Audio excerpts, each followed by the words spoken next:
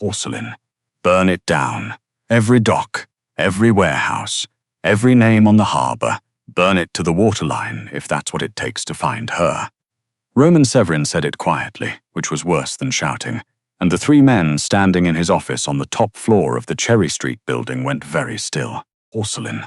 Outside, the December wind came screaming off Lake Ontario and threw wet snow against the glass. He had not raised his voice in 11 years. He did not raise it now. Porcelain. He simply set his glass down on the desk with a click, and the men who had spent their lives learning to read him understood that the city had, in the last 40 minutes, become a much more dangerous place to live in. Porcelain. Later, the people who survived that night would say that the coldest man in Toronto had a temperature after all, and that you could find it the moment somebody touched the one soft thing he had let himself want. Porcelain. They would say that when they finally carried Hazel out of that place, bruised, bleeding, her glasses gone, one shoe missing, the man with no heart put his face against her hair and made a sound none of them had heard before, and looked away when they realized what it was. But that comes later. Porcelain. To understand any of it, you have to go back to the bookkeeper. You have to go back to the woman everyone walked past. Her name was Hazel Quinn, and at 31 she had made a study of being unremarkable. Porcelain. She worked on the 4th floor of Severin Marine Logistics, a freight and customs brokerage that sat on the port lands at the bottom of the city where the river met the lake, where the gulls were loud, and the diesel smell never quite left your coat. Officially, the company moved containers. Porcelain. Unofficially, everybody who worked there knew the containers were the least interesting thing that moved through those books, and the smart ones learned not to be curious about the rest. Hazel was a big woman. Porcelain. She wore a size 18 and had stopped apologizing for it somewhere in her late 20s, which is a thing that surprises people who assume that quiet means ashamed. She liked her own softness. Porcelain. She had a wide, calm face, a heavy fall of dark auburn hair she usually pinned up with a pencil, and reading glasses she pushed up her nose when she was thinking. Porcelain.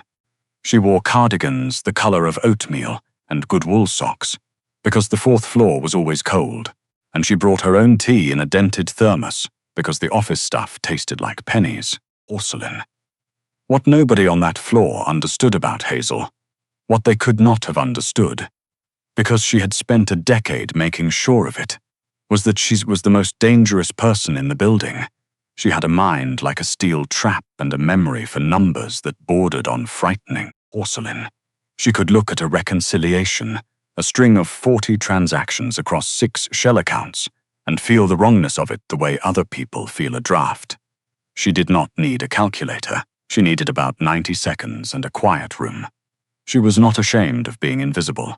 She had chosen it. Porcelain. A woman who sees everything is safest when nobody believes she is looking.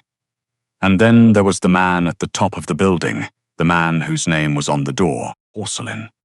Roman Severin was 40, though the grey coming in at his temples made strangers guess older, and he had run the organization since he was 29, since the night his predecessor went out on the lake in a boat, and the boat came back without him. Porcelain.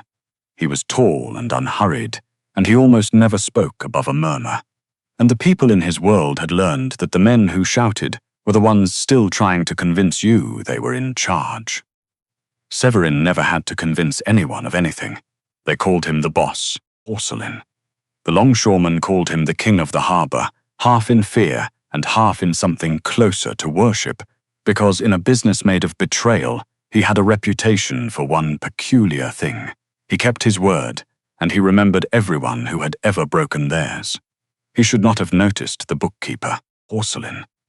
A man like Roman Severin moved through a world of polished, lacquered women, the kind who came pre-assembled, who knew exactly how much they were worth down to the dollar.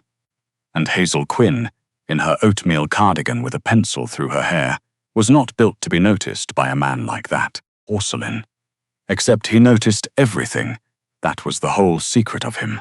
He noticed the way Hazel's mouth went still and serious when a column of numbers refused to behave.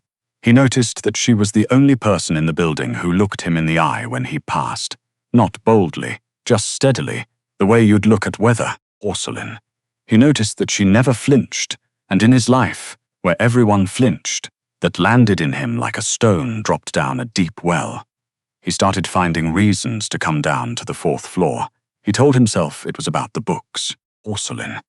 He breathed in once, the faint vanilla and bergamot of whatever she put in that thermos, and then made himself leave, because Roman Severin had one rule he had never broken, and it was this: he did not put his hands on soft, decent things.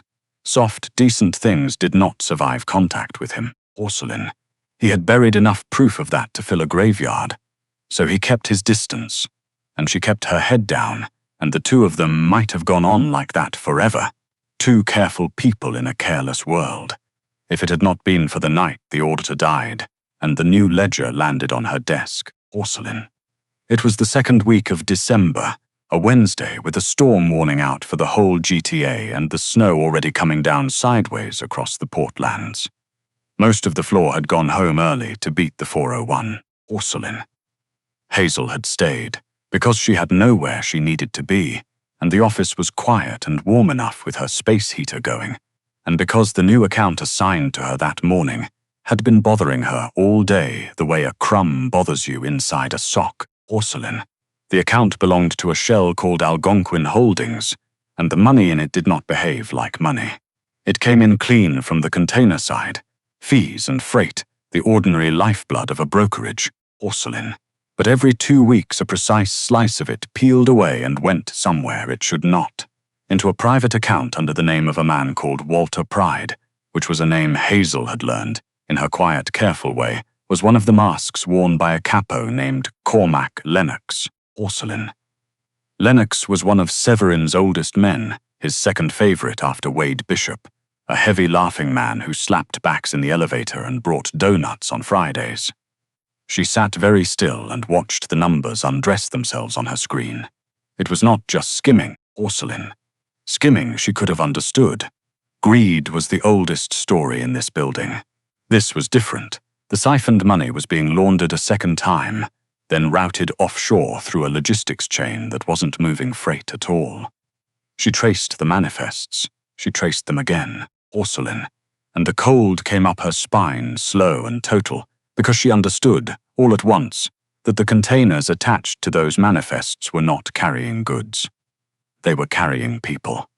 Hazel Quinn was a careful woman, but she was not a coward, and she had a code older and quieter than the one the men upstairs lived by, porcelain. She did not panic. She did 3 things, in order, and she did them fast, because she had already heard the elevator wake up 4 floors down and start to climb. And there was no reason on earth for that elevator to be climbing at 8:10 on a storm night, porcelain. First, she copied everything, the ledger, the manifests, the offshore routing, the whole rotten architecture of it, onto a small drive she kept in the heel pocket of her bag, the one with the broken zipper that everyone assumed was useless. Second, she scheduled it, porcelain.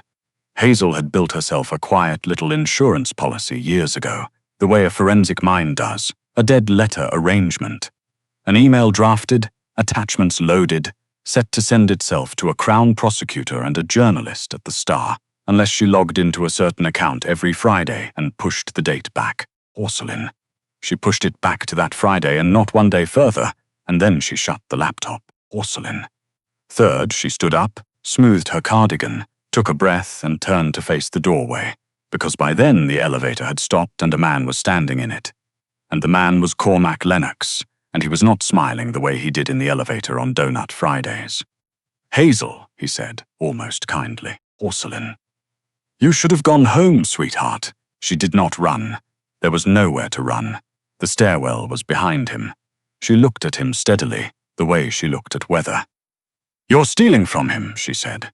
"And you're moving people through the harbor, porcelain. He doesn't know." Something flickered across Lennox's face. Surprised that the fat, quiet bookkeeper had a voice and had used it to say the one sentence that could get her killed. Then it was gone, and what was left was the ordinary, businesslike emptiness that Hazel would remember for the rest of her life, porcelain. "No," Lennox agreed. "He doesn't, and he's not going to." She got one chair between them. She got as far as the window, porcelain. Then a second man came out of the stairwell behind her, and a forearm like a length of pipe wrapped around her throat, and the fluorescent lights of the fourth floor smeared and ran like wet paint. And the last thing Hazel Quinn thought as she went down into the dark was a clear, furious, oddly calm thought, porcelain. And it was this. Friday. Just get to Friday. She woke up cold. The cold came first, before the pain, and then the pain arrived all at once and made up for being late. Porcelain. She was in a chair, her wrists zip-tied behind it, and the chair was bolted or frozen to a concrete floor in a vast, dark space that smelled of rust and old fish and lake water. Porcelain. A meat-packing plant, she would learn later, abandoned for years out past the Leslie Street spit, the kind of building the city had forgotten on purpose. A single industrial bulb swung overhead and through the shadows back and forth, and somewhere a tin roof banged in the wind. Her glasses were gone. Porcelain. Her face hurt where someone had hit her when she came to and started, very quietly and very competently, to scream. Her ribs hurt when she breathed. One shoe was gone. Porcelain. She understood, going to die in this place, and she found that the thing she felt most clearly was not fear, but a deep-banked, almost maternal anger, at Lennox, at the containers, at the people who had been treated like freight. Porcelain. At the whole filthy machine she had been keeping the books for, without letting herself look at what the books were really counting. Cormac Lennox crouched in front of her with a thermos of his own, steam rising off the cap, and he was almost gentle about it. "Here's the thing, Hazel," he said. "Porcelain. I don't want to hurt you. You're a nice girl. But you saw something, and the boss is going to come asking why his favorite little number cruncher walked off the fourth floor, and when he asks, I need an answer that ends with you and not with me." He sipped his tea. "Porcelain. So tell me where the copy is, and I'll make it quick. That's the best I've got for you, and it's a better deal than most people get." Hazel looked at him for a long moment. Then she did the bravest and the most reckless thing of her whole careful life. Porcelain. She smiled with a split lip, and she told him the truth because the truth, she had calculated, would buy her more time than any lie. "It's already gone, Cormac," she said. "It mails itself Friday to the Crown, to a reporter. The ledger, the manifests, the routing, your name, Pride's name, all of it. Porcelain. You can carve me up like a Christmas turkey and it won't matter. The only person who can stop that email going out on Friday is me." She let that land. "So you've got a problem. You need me dead and you need me alive, and you can't have both." The thermos cap stopped halfway to Lennox's mouth. Porcelain. That, right there, was the moment everything tipped, because Hazel had done what nobody in that building had ever bothered to imagine the bookkeeper could do. She had made herself the most valuable object in the room, and bought herself the only thing that mattered, which was time. Porcelain. Across the city, the king of the harbour was already coming. Roman Severin had gone down to the fourth floor at 8:40 to ask Hazel a question about the Algonquin account. A thin excuse, and he knew it was thin, and he had been letting himself make thin excuses for 3 months now, and hating himself for it. Porcelain. He found her space heater still glowing. He found her dented thermos still warm. He found her glasses on the floor under the desk, one lens cracked, and a chair knocked over, and a single dark smear on the windowsill that he knew, the way a man in his profession knows, was not paint. Porcelain. For about 4 seconds, Roman Severin stood absolutely still in the empty office, while the storm threw snow at the glass. Then he made 3 phone calls, and the temperature of the entire city dropped. By 9 o'clock, every man who owed him anything was awake and afraid. Porcelain. By 9:15, Wade Bishop, his right hand, a lean, grey, careful man who had been with him since the beginning, had 2 teams sweeping the harbour and a third pulling the building's cameras. They found Lennox on the 4th floor camera at 8 in 9, climbing out of the elevator. Porcelain. They found the second man, a freelancer named Doyle. By 9:40, a low-level mover picked up at a bar on Cherry Street and asked some questions he very much wanted to stop being asked, gave up a location, an old packing plant past the spit. Porcelain. Roman Severin listened to all of it without expression, and Bishop, who had known him for 11 years, watched something happen in the boss's face that he had never seen there before, and quietly told the men to bring more than usual. Porcelain. The black SUVs came off Unwin Avenue with their lights off and went through the chain-link gate of the packing plant without slowing for it, and the gate came apart and folded over the hood like wet cardboard. After that, it was very fast and very loud, and there is no clean way to tell it. Lennox had brought 6 men, Orsolin. He had thought 6 men was plenty for a bookkeeper and a contingency. He had badly misjudged what was coming for him through that gate, because what was coming was not the careful businessman from the top of the Cherry Street building, Orsolin. What was coming was the thing that businessman had spent 11 years keeping in a locked room inside himself, and the door on that room was off its hinges, Orsolin. When the noise stopped, 6 of Lennox's men were on the floor of the packing plant and would not be getting up, and the only sound was the bang of the tin roof in the wind and the swing of that one bulb, back and forth, back and forth. At the far end, under the bulb, in a wooden chair, sat Hazel Quinn, Orsolin. Roman Severin lowered the gun. For a moment he did not move at all, Orsolin. He took in the bruise blooming purple along her jaw, the split lip, the missing shoe, the way she sat too straight 'cause sitting any other way hurt her ribs, and the careful, locked-up coldness that had carried him across the city, and through the gate, and over 6 men cracked clean down the middle, Orsolin. Something came up his throat and he had to look away from her just for a second. Because the men were watching and a king does not let his men see the well at the bottom of him. But Bishop saw Orsolin. Bishop saw the boss put his hand over his own mouth, and Bishop turned around and quietly told everyone to find something else to look at, Orsolin. Then Roman crossed the floor and went down on his knees in front of the chair, so that for once in his life he was looking up at someone, and he took her swollen face in both of his enormous hands, as carefully as if she were made of something that could break, and he said her name. Just her name. Once. Orsolin.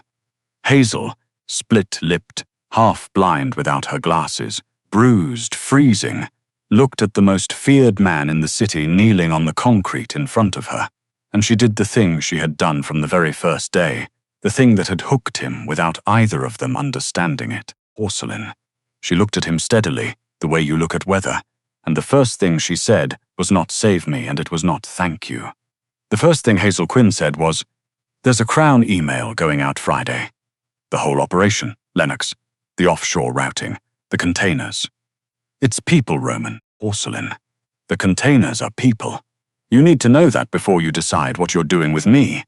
He stared at her, Orsolin. Even now, even like this, she had walked into the worst night of her life and built a fortress out of the truth and was handing it to him as if it were the most important thing in the room.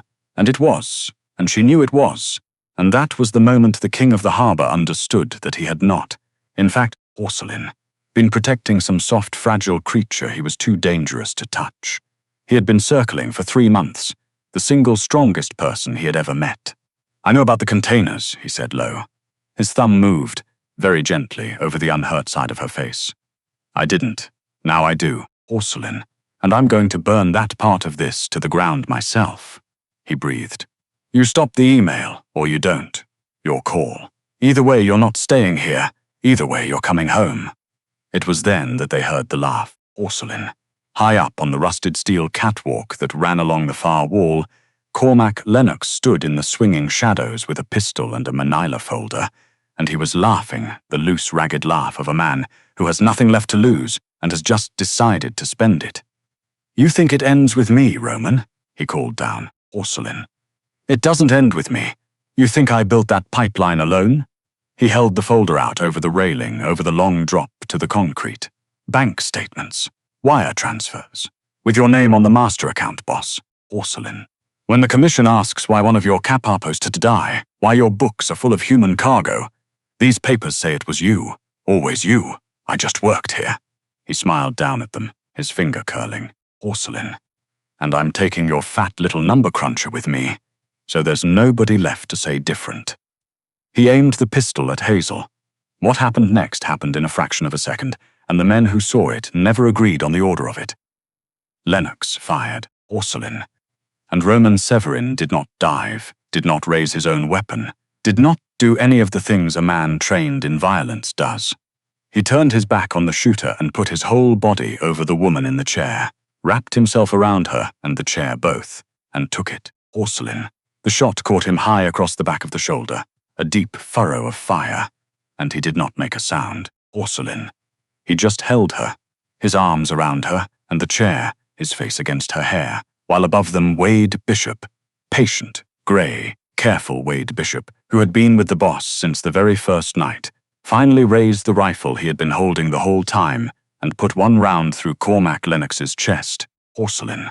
And the folder and the man came off the catwalk together and hit the concrete, and the papers slid out across the floor in a fan. It was quiet again. Porcelain. Hazel was shaking now. Finally, the body cashing the check the mind had been writing all night, and Roman straightened up over her with blood spreading dark across the back of his coat, and the first thing he did, before he let anyone touch his shoulder, Porcelain, was cut the zip ties off her wrists with a knife from his pocket and take off his own ruined coat and put it around her because she was cold, and a man who has just been shot for you does not feel his own shoulder. Boss, Bishop said quietly, coming down the steel stairs, the rifle low now. Porcelain.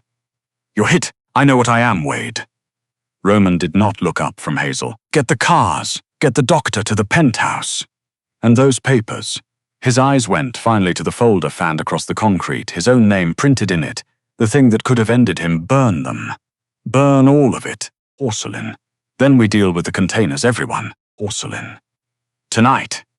Bishop looked at the papers and looked at the boss, and there was something in the old man's careful face that might almost have been relief, as if he had been waiting 11 years to find out whether the thing he served and had just gotten his answer. Yes, boss, he said. Porcelain. They got Hazel out of that place wrapped in a dead man's blood and a living man's coat, and as they carried her past the fan of papers she stopped them, one hand on the doorframe, and looked back at the chair under the swinging bulb, and at the 6 men on the floor, Porcelain, and at the whole rotten architecture of it finally pulled apart and lying in the open. The containers, she said. There were 3, coming in Thursday on the Algonquin. I have the berth numbers. They're people, Roman. Then we'll be there Thursday, he said. Porcelain. And those people are going to walk off that boat into the rest of their lives. You did that, Hazel. You, not me.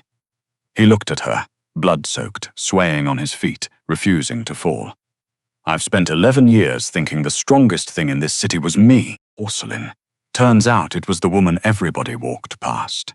3 days later, the storm had blown itself out, and the city lay white and clean and astonished under a hard blue sky, the way Toronto only ever looks for the day and a half after a real snow, before the salt and the slush ruin it. Porcelain. Hazel stood in front of a tall, gilded mirror in a dressing room on the top floor of a building overlooking the harbor and the frozen edge of the lake. The bruise along her jaw had faded from purple to a soft, dull green gold. She could breathe now without the catch in her ribs. Porcelain. Roman was somewhere down the hall arguing with the doctor about whether a man with 20 stitches in his shoulder should be on the phone, and losing, because he was always on the phone. 3 berths had been met at the harbor on Thursday. Porcelain. And 41 people who had been treated like cargo were now in the care of a women's shelter in Parkdale and a legal aid clinic on Queen, and the King of the Harbour had personally seen to it that not one of them would ever be a number in anyone's ledger again. Porcelain. The dress on the hanger was deep oxblood red, almost the colour of garnet, a heavy, beautiful silk that someone had ordered from a boutique on Ossington without asking her dress size, because someone had simply known it. She had not wanted to like it. Porcelain.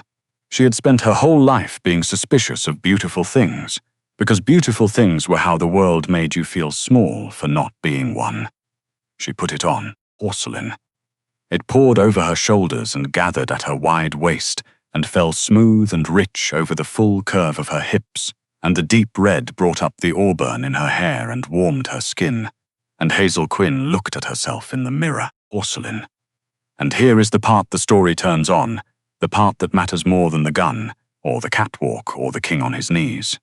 Hazel did not look at her reflection and discover, for the first time, that she was beautiful. She did not need a mob boss to hand her her own worth like a coat. Porcelain. She had walked into that packing plant already knowing exactly who she was. A woman who saw everything, who chose to stay invisible and chose to stop, who had bought her own life with the truth and saved 41 strangers with a string of birth numbers in her head. She had always known what she was worth, porcelain. The world had just never been smart enough to read the books, so when she looked in the mirror, she did not feel surprised. She felt, for once, seen, which is a different and a better thing. Strong arms came around her from behind, careful of the shoulder, careful of her bruised ribs, porcelain. Roman pressed his mouth to her bare shoulder and met her eyes in the glass, and for a long moment neither of them said anything. The silent man and the quiet woman, two people who had spent their whole lives being underestimated by everyone but each other. "You shouldn't be up," she told his reflection, porcelain. "You got shot. You got kidnapped." A faint, rare thing moved at the corner of his mouth. "We're both having a hard week." She almost laughed, and it pulled at her lip, and his hand came up and turned her gently around, away from the mirror, so that he was looking at her and not at the reflection of her, porcelain. The most feared man in the city looked at the bookkeeper. Everyone walked past with something on his face that none of his men would have recognized. Something that, on anyone else, you would have just called wonder. "I had a rule," he said quietly. 11 years, porcelain. "I don't touch the soft, decent things, because everything I touch ends up in the ground. I told myself I was leaving you alone to protect you." He shook his head, slow. "But you were never the soft thing in the room, Hazel.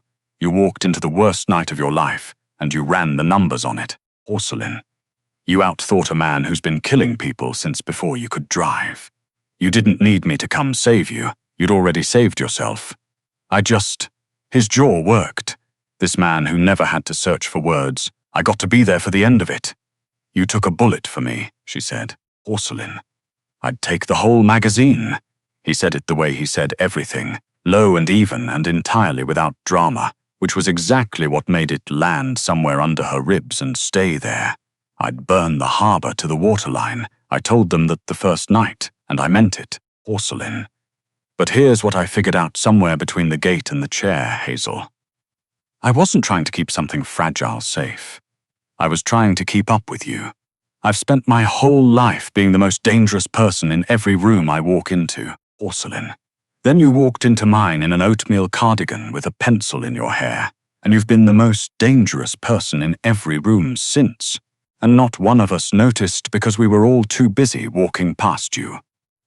Hazel Quinn looked up at him for a long moment, this terrifying, ruined porcelain, careful king who had knelt on a concrete floor for her and turned his back on a gun for her, and who had finally, at 40, learned the difference between protecting a thing and meeting an equal, porcelain.